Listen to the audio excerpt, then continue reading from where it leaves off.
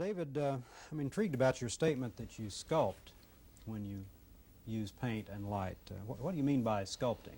Well, as opposed to drawing, which is what most painters learn to do first, is draw where you're adding on. You're always working from the white paper to a darker medium with your pencil. In painting, you tend to work from dark to light.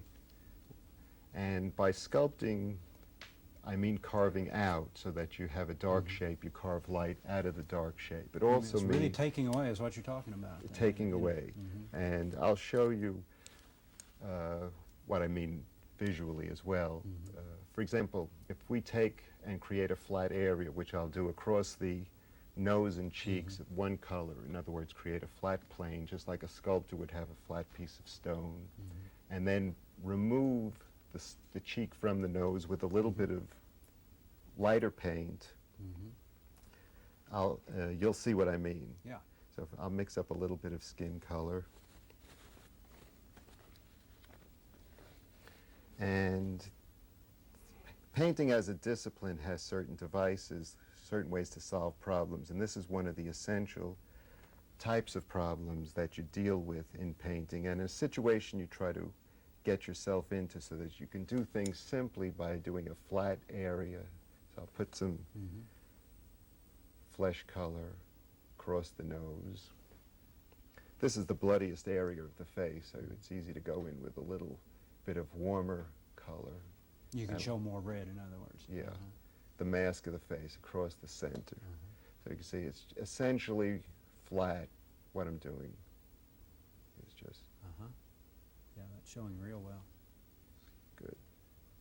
And just leaving the bottom of the nose shape and the top, you can see how, while you can still envision a nose in there, it doesn't really come forward, as really dimensionally come forward.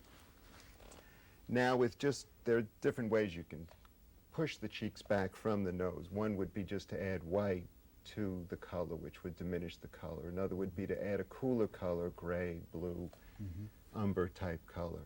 So the simplest way right now would be to take some white paint, and since you tend to get a little less fleshy color at the top of the muzzle, we can just take, and this will work, just bear with me, just carve a little bit out there, even cut a little bit back here.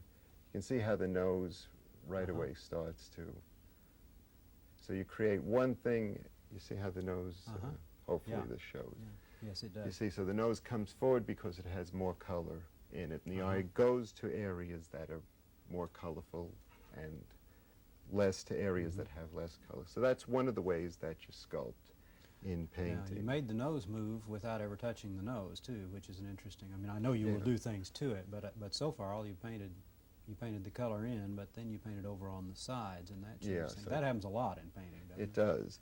Another way, as I said, is to use a cooler color and to establish the vocabulary of the painting as such, so that if we take where the nose is bone, or actually it's moving back through space, so the color of the space would be the color of the background, and just cool it off slightly here.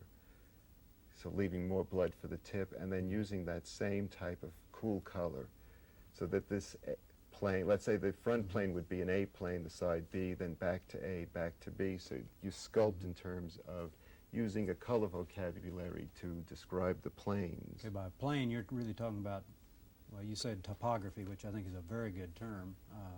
You're talking about the different levels if we were looking at your face as if it were looking down on a mountain range. Or right.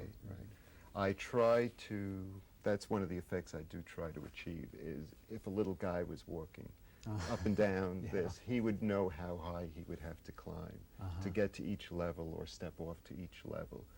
So that when you're actually looking in the mirror, you're not really trying to match the color that you see, even though you are striving for accuracy.